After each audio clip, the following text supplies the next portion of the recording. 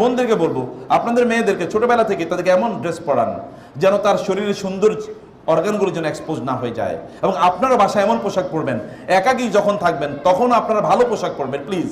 একেবারে সেরা তেনার মতো করে যেগুলো, এগুলো বাসায় পরে থাকবেন না, তাই না? সুন্দর জামা কাপড় আমরা সব রেখে দিয়ে বাইরে পরানোর জন্য, আর বাসায় যেইটা পরা যায় না এইটা বাসায় পরে তারপরে ইয়েস ইউনিট কমফোর্ট, কিন্তু এইটা কমফোর্ট, এটা তো কমফোর্ট না।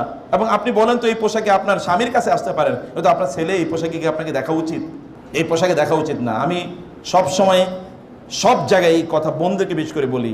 আর চোখ কিন্তু খুবই খারাপ জিনিস, চোখ কিন্তু সবার দিকে যায়, মায়ের দিকেও যায়, মেয়ের দিকেও যায়। ভাইয়েরা, চোখকে নিয়ন্ত্রণ করা, এই জন্য আল্লাহ তাআলা বলেছেন কুল্লিল মুমিনিনা। মহিলাদের চোখ এত খারাপ না,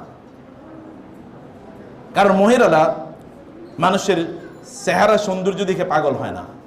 মহিলারা পাগল হয় কি দিয়ে? পার্সোনালিটি দেখে, পার্সোনালিটি, ব্যক্তিত্ব দেখে। এই লোকটার